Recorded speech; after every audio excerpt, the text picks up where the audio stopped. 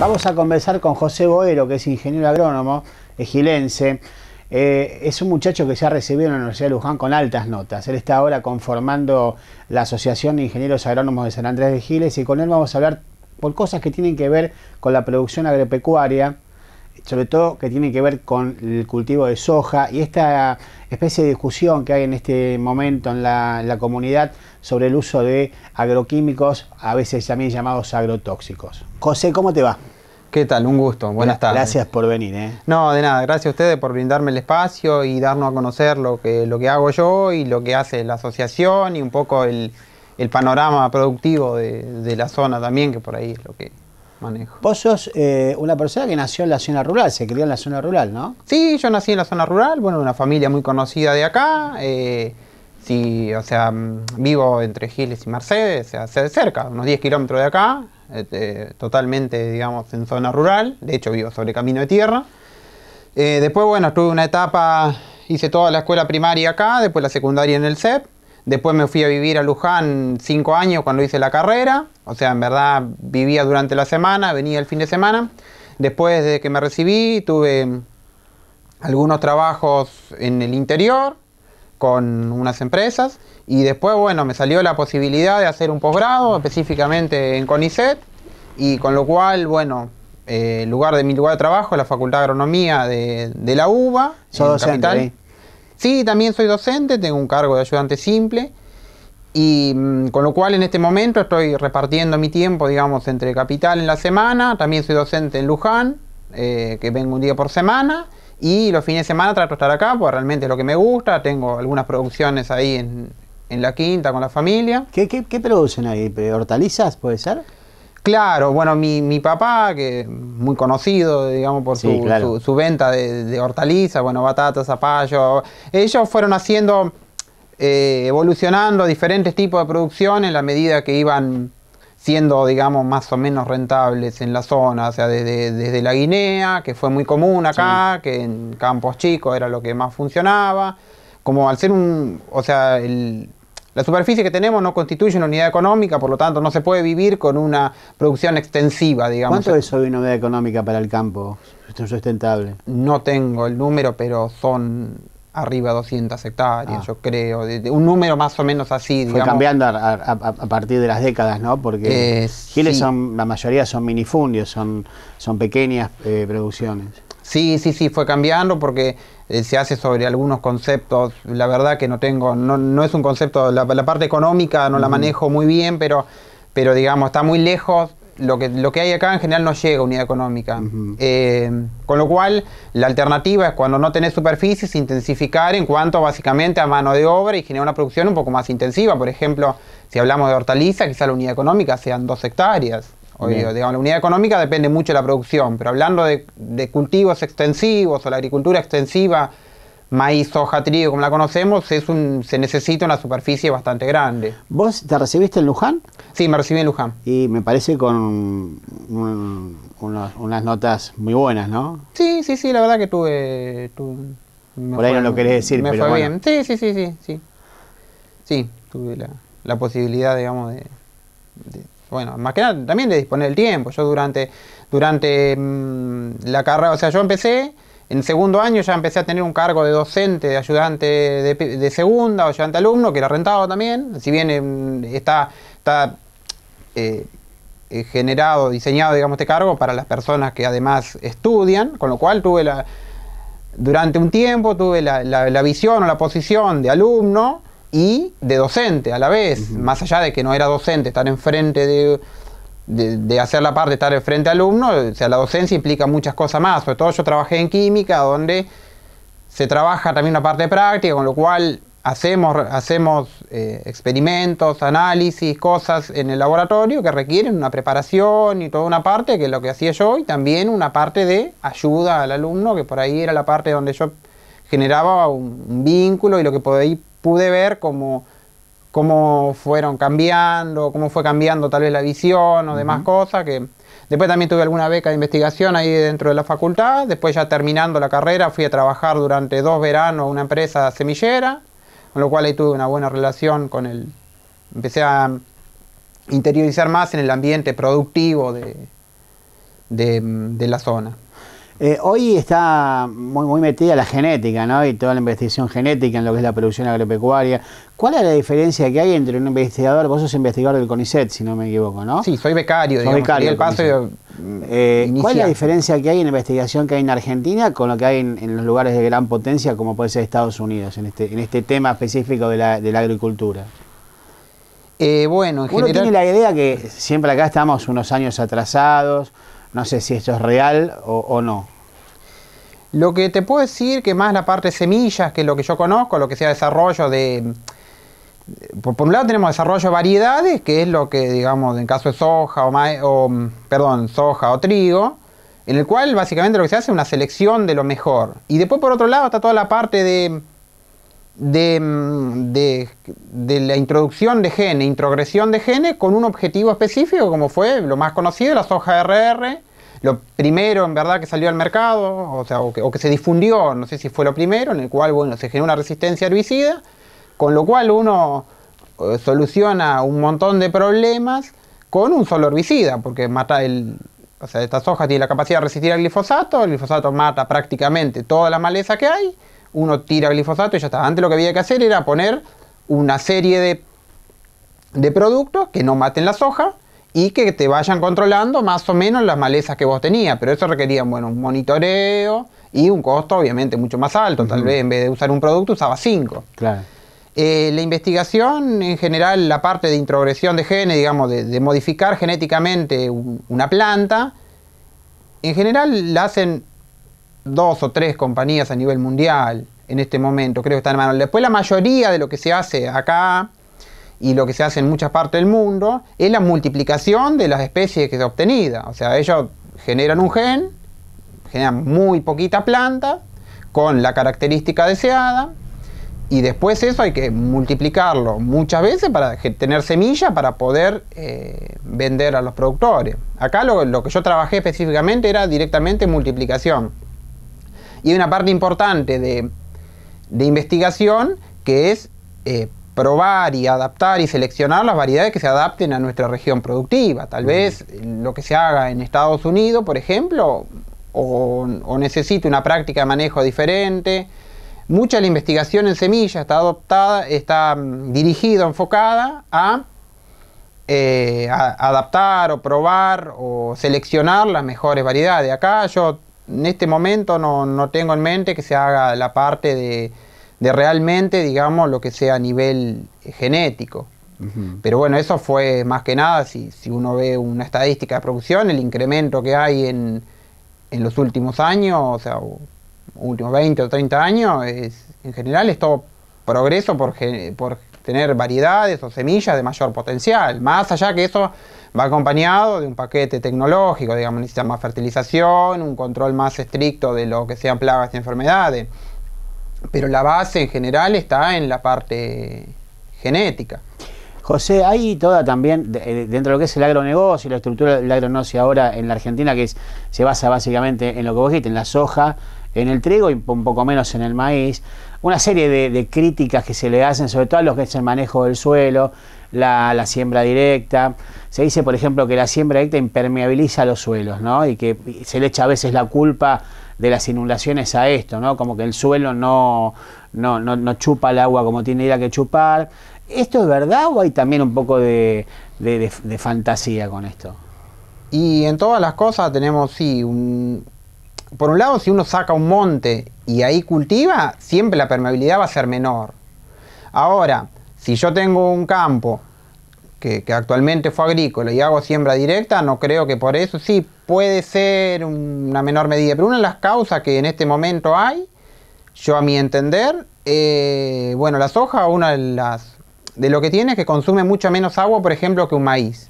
Entonces el suelo está mucho más tiempo saturado de agua. El suelo tiene una capacidad de absorber agua. Cuando supera esa capacidad, por más que yo haga la práctica que haga, no va a almacenar más que eso porque se satura. Entonces, si yo pongo, por ejemplo, un trigo y una soja, tengo mucho más consumo de agua del suelo en ese tiempo. Con lo cual, a mí me estaría, digamos, sobrando menos agua. Claro. Pero sí, digamos, a ver, si yo saco un monte, eso no hay la menor duda. Ahora, respecto a la labranza convencional, la verdad que no lo tengo. Por ahí lo que a veces pasa es que no cambia tanto la cantidad total de agua que absorbe, sino que si yo laboreo el suelo y queda, no sé, pasás un arado o un disco, no queda parejo. Entonces el escurrimiento es un poco más lento y a veces eso trae una ventaja, digamos, a decir que no se te estaría concentrando una gran cantidad de agua en un mismo momento. Pero bueno, el laboreo tiene el problema grave de la erosión. Si yo remuevo el suelo, llueve, una gran parte del agua, de la tierra, perdón, está siendo arrastrada por el agua. Y por ende los nutrientes también, ¿no? Sí, no, digamos, todo, la materia orgánica, los nutrientes, inclusive si yo sembré y la semilla va a parar a cualquier lado. Eso es muy común de verlo acá, por ejemplo, en la zona de Varadero, San Pedro, donde los campos son muy ondulados. Si pasás por la ruta y se ven las zanjas que llaman cárcavas, que es donde el agua se está llevando el suelo. Y otra de las cosas de los factores que influyen en la pérdida de suelo es la poca cantidad de rastrojo que se incorpora. El maíz, por ejemplo, es una planta de maíz, incorpora mucho rastrojo, me cubre el suelo, después el rastrojo se descompone y forma la materia orgánica que mejora el suelo, se pone más oscuro, aumenta la porosidad, aumenta la infiltración de agua. La inadecuada rotación es un problema, digamos. Siembro 10 años soja. Bueno, que es lo que pasa a veces, ¿no? Ese es el problema, el claro. valor económico que tiene el grano hace que el productor no pueda, no le convenga o le sea antieconómico cambiar de cultivo, ¿no? Y sí, digamos, a las hojas, digamos, uno podría hacer soja haciendo trigo. Hace un trigo y una soja, tiene hay una rotación. Uno pone 2 cultivos en el año, los 2 cultivos hacen su aporte de materia orgánica, se mantiene el suelo mucho más tiempo cubierto. Después hay otra estrategia un poco más avanzada, digamos, que por ejemplo es el cultivo cobertura. Ajá. Cultivo cobertura, pues fíjate, la soja siembra en octubre, noviembre, se cosecha en abril. Desde abril hasta octubre hay un periodo en el cual el suelo está vacío y parcialmente descubierto, digamos, más o menos cuando la máquina cosecha, la cosechadora, concentra la parte que sea la paja, el rastrojo en una parte, la otra parte queda un poco descubierta. Y eso, tiene varios problemas, una de ellas es la erosión, se puede ir. Entonces lo que se hace o lo que se recomienda hacer es sembrar un cultivo, por ejemplo, una gramínea, digamos, una avena o algo así, y cuando llega más o menos 2 meses antes de la siembra, matarlo y que quede incorporado al suelo. Uno no lo aprovecha el cultivo. Lo que hace nada más es cubrir el suelo, reciclar los nutrientes, o sea, si yo tengo nutrientes que se pueda llevar el agua, que lo absorbe el cultivo. Cuando lo absorbe el cultivo y yo después dejo el cultivo en el mismo campo, no me lo estoy exportando. Entonces, eso me ayudaría a mantener el suelo cubierto y mantener más que nada el nivel de nutrientes. Es una alternativa si uno quiere hacer varios años soja. Después otra cosa, la fertilización. Cuando uno más fertiliza, además de rendir más crece el cultivo. Si crece más, me va a cubrir más el suelo, va a dejar más residuos y estoy empobreciendo menos el suelo, compensando parte de lo que me estoy llevando. Cuando yo cosecho un cultivo, me llevo todo el grano, se lleva nitrógeno, fósforo, azufre, demás. Entonces, si yo lo repongo y ayudo a mantener el nivel del suelo más alto o más cercano a lo original, me va a ayudar a que el próximo cultivo rinda más y todo sea un sistema más productivo.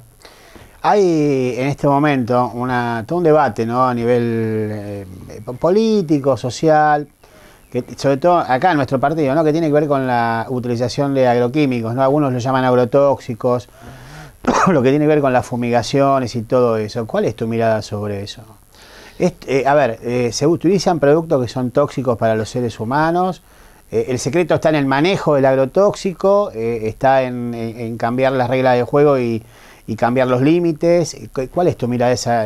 Como profesional te lo pregunto. Acá, hay muchas cosas para decir. Primero, que los productos que se usan ahora son mucho menos peligrosos que usados anteriormente, pues se prohibieron, digamos, desde, obviamente fue el DDT, lo primero que se supo que era, además de tóxico, se mantenía durante mucho tiempo, permanecía el sistema, con lo cual se prohibió. Después se fueron prohibiendo los productos organofosforados, y actualmente se van prohibiendo otros productos. En general son mucho menos tóxicos. La toxicidad depende mucho, bueno, primero de la exposición que uno vaya a tener al producto. Más que nada eso es muy importante en el que aplica. El que aplica, obviamente, digamos, debería usar todo su equipamiento de protección personal, bueno, las cabinas con filtro, todo lo que se sabe. Después, en cuanto al problema, otro problema que puede tener asociado es la deriva, en el cual una parte de lo que uno aplica en un campo va a parar a otro campo o a un curso de agua, además.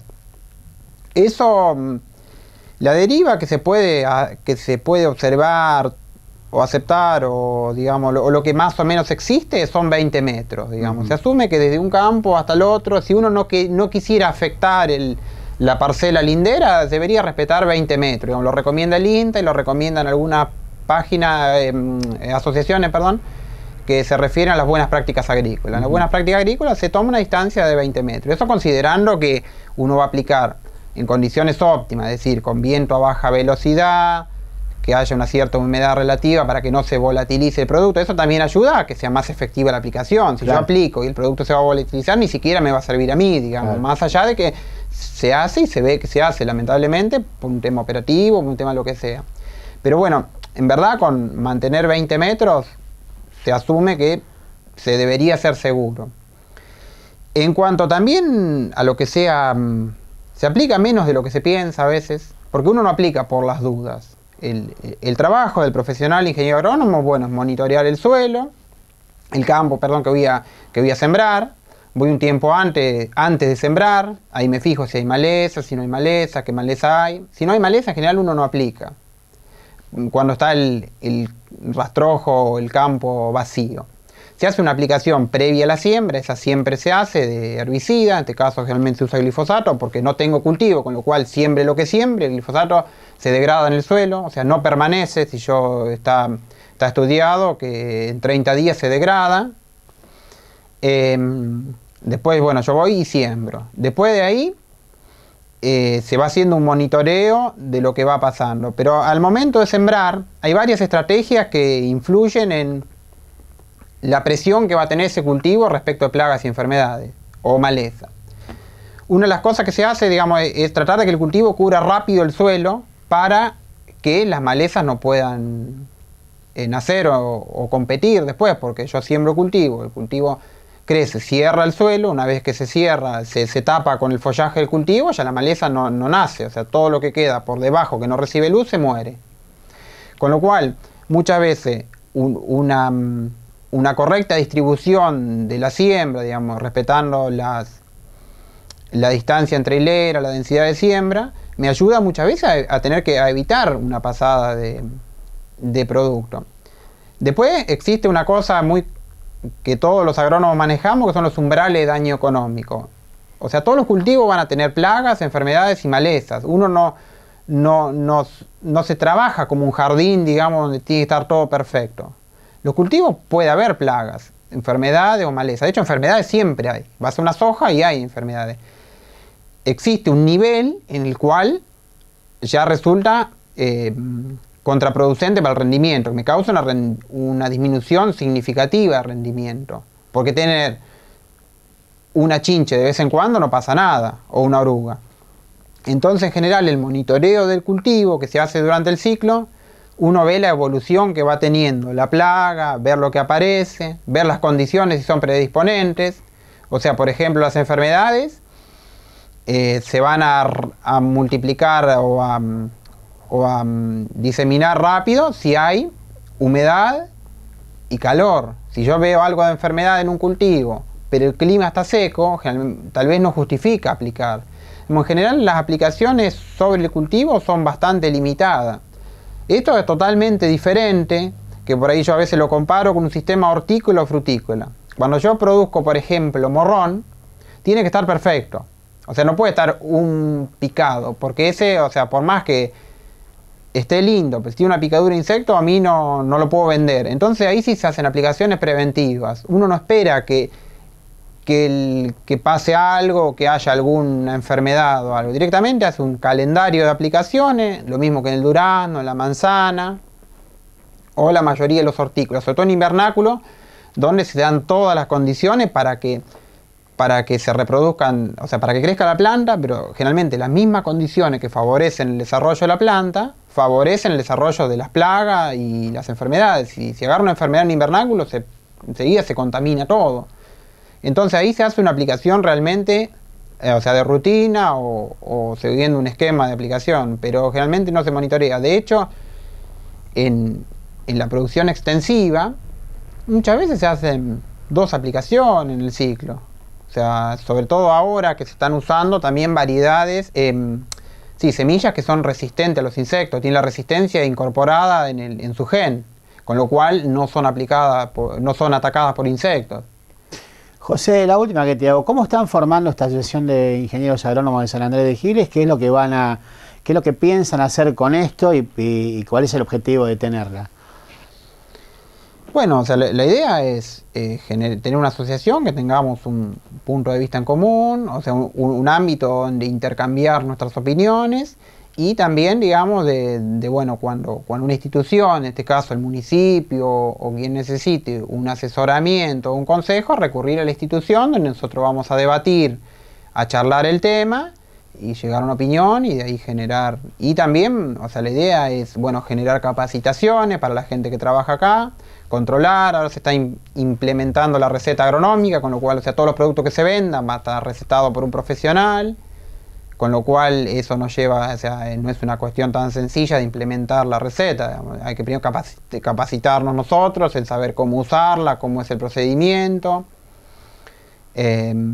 Pero bueno, o sea, hay muchas cosas que pensamos hacer, digamos. Más allá de, obviamente, el intercambio que tengamos nosotros y las capacitaciones, que es una parte casi central de esto. ¿Y en qué punto están del proceso de formación? Estamos conformando la asociación, de hecho, digamos, somos alrededor de 35 personas, entre profesionales que trabajan acá, gente que se está por recibir, que está en los últimos años de la carrera, así que somos alrededor de 35 personas.